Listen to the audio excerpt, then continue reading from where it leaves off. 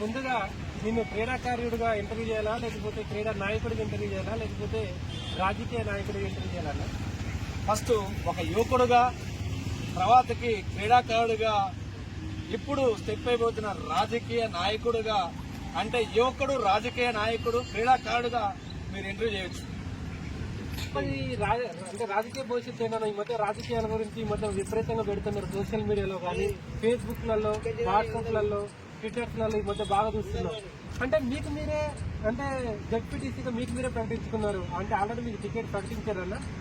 లేదు, ముఖ్యంగా ఒక క్రీడాకారుడిగా నాకు అనేక గ్రామాల్లో మనకిష్టపట్టే కానీ, ఇటు పోతే దొండపాడు కానీ, నా సొంత గ్రామమైన మల్లాడిగూడెం కానీ, నాకు అనేక మంది యువకులు కానీ, లేదా నాకు సంబంధించిన మిత్రులు కానీ, ప్రతి ఒక్కరు కూడా ఈరోజు నాకు సంబంధాలు ప్రతి గ్రామంలో కూడా నాకు ఉన్నాయి. ఎందుకు మీరు ఈరోజు రాజకీయాల్లోకి రావాలనుకుంటారంటే, ఒక క్రీడాకారుడిగా, ఒక రాజకీయ నాయకుడిగా రాణించగలం అనే ఉద్దేశంతోనే నేను ఈరోజు రాజకీయాల్లోకి రావాలనే ఉద్దేశంతో అనేక కార్యక్రమాలు చేయడం జరిగింది. ఈ మధ్య కార్యక్రమాలు చేస్తున్నారన్నా? ఈ మధ్య చూసుకున్నట్టయితే మీ చింతలపాలెం మండలంలో ఉన్నటువంటి స్కూళ్ళకి స్పోర్ట్స్ కిట్లని డొనేట్ చేస్తున్న పరిస్థితి ఏర్పడి, అంటే ఇస్తున్నాం. దానికి కారణం ఏంటన్నా? మీ రాజకీయ వ్యూహంలో భాగం అది? వాస్తవం చెప్పాలంటే అది రాజకీయ వ్యూహం భాగం కాదు. అయితే క్రీడాకారుడిగా ఈరోజు చాలా మంది క్రీడాకారులు, చాలా మంది స్కూల్లో ఉన్న విద్యార్థులు ఈరోజు స్మార్ట్ ఫోన్లకు అలవాటు పడి ఈరోజు ఇంటికాడ వాళ్ళు ఉండడం జరిగింది.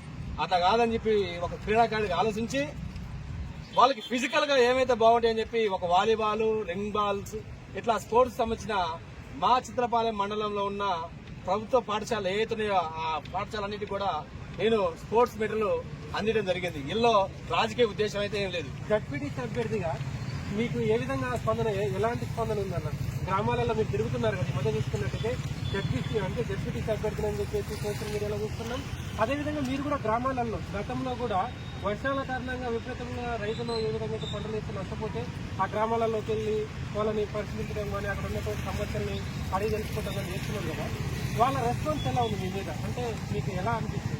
వాస్తవం చెప్పాలంటే మీరు అన్న దాంట్లో గత సీజన్లో వర్షపాతం తక్కువ ఉంటే అనేక మా ప్రాంతంలో బోర్లు ఎండిపోవడం జరిగింది. మాకు శివగంగ లిఫ్ట్ గత మంత్రి గారు ఉత్తమ్ కుమార్ రెడ్డి గారు లిఫ్ట్ శాంక్షన్ చేయడం జరిగింది. అది మూలన పడితే మేము సొంతంగా దానికి ఒక గ్రూప్ క్రియేట్ చేసి శివగంగ లిఫ్ట్ పర్యవేక్షణ కమిటీ అని చెప్పి దాన్ని యాక్టివ్ చేయడం జరిగింది. అప్పుడు మొత్తం కూడా రైతులందరికీ నీరు అవసరం, మిరప తోటలు ఎండిపోయే పరిస్థితి, బోర్లు ఎండిపోయే పరిస్థితి, తాగటానికి నీరు దొరకడం పరిస్థితి. ఆ రోజులో 2024 నవంబర్లో నేను ఏదైతే శివగంగ లిఫ్ట్ ఉందో దాని మీద ఒక ఫోకస్ పెట్టి ఒక వాట్సాప్ గ్రూప్ క్రియేట్ చేసి ప్రతి గ్రామంలో ఉన్న రైతులను, ఆ శివగంగ లిఫ్ట్ పరిధిలో ఉన్న గ్రామ రైతులందరినీ కూడా ఏకం చేసి ఆ శివగంగ లిఫ్ట్ ను మొదలు పెట్టడం కొరకు ఆ సమస్యలను, అనేక సమస్యలను కూడా ప్రభుత్వం దృష్టికి తీసుకురావడం జరిగింది. లిఫ్ట్ గోడలు పలిగినా కానీ ఏదైనా కానీ రాష్ట్ర మంత్రివర్గ దగ్గర తీసుకొచ్చి ఆ సమస్యలను తీర్చి రైతులకు నీళ్ళు అందించడం జరిగింది. రైతులకు గిట్టుబాటు, అంటే ఇప్పుడు జరుగుతున్నటువంటి ఏంటంటే రైతులకు గిట్టుబాటు ధర అందట్లేదని చెప్పేసి రైతులు చాలా మంది కూడా ధర్నాలు చేస్తున్న పరిస్థితి ఏర్పడింది తెలంగాణ రాష్ట్రంలో. మీ మండలంలో ఎక్కువగా పండించేది ఏదో మిర్చి అనే పంట బాగా పండిస్తున్నారు. మరి మిర్చి రైతులు బాగా నష్టపోయిన పరిస్థితి ఏర్పడింది గతంలో కానీ, గిట్టుబాటు ధరలు లేక మీరు ఏ విధంగా వాళ్ళ తరఫున మీరు ఏ విధంగా? వాస్తవం చెప్పాలంటే ఈ రోజు మిర్చి రైతు పరిస్థితి గోచంగా మారిపోయింది. ఒక ఎకరానికి 2 లక్షల పెట్టుబడి వస్తుంది. ఈ రోజు దిగుబడి చూస్తేనేమో ఎకరానికి 4-5 క్వింటాలు వస్తుంది. అదే లూజ్ చేస్తేనేమో అసలు కాసిదో కాయదో తెలియదు, నెల్లొచ్చి ఇవేదో వైరస్ వచ్చి ఇలా పంట పరిస్థితి.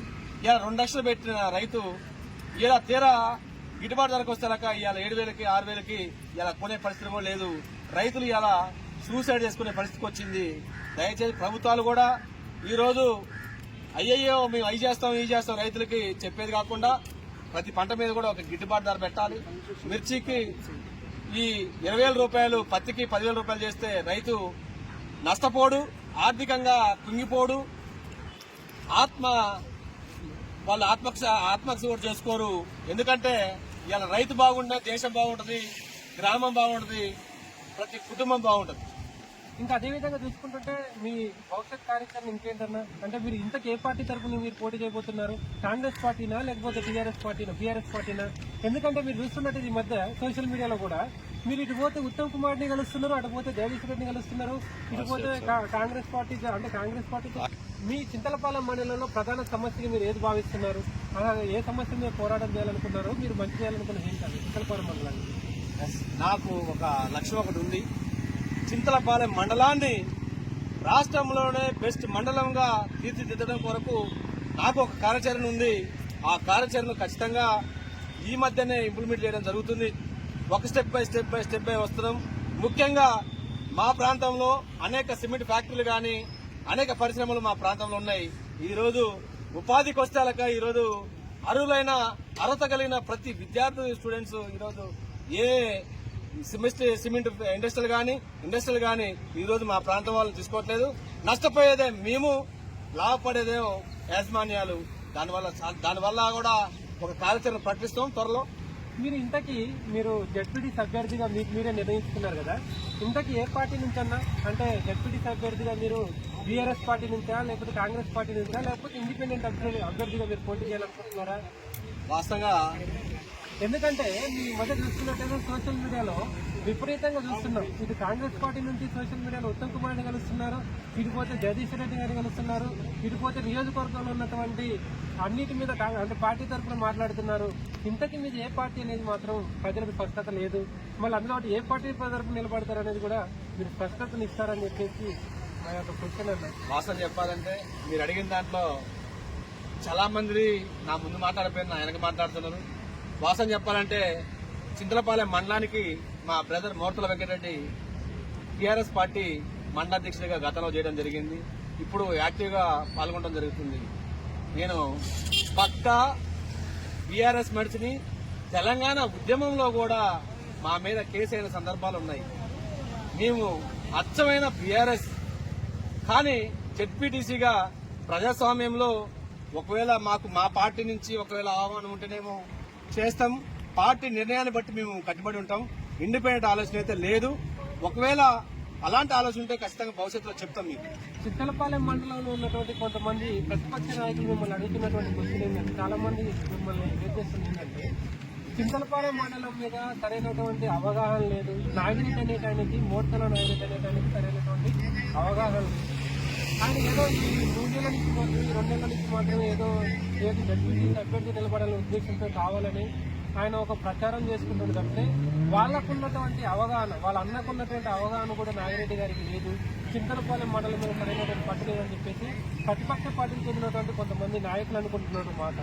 మరి దీనికి మీ సమాధానం ఏంటి వాళ్ళకి? వాస్తవం చెప్పాలంటే నాకు అవగాహన ఉందో లేదో మా మండల ప్రజలు తెలుసు.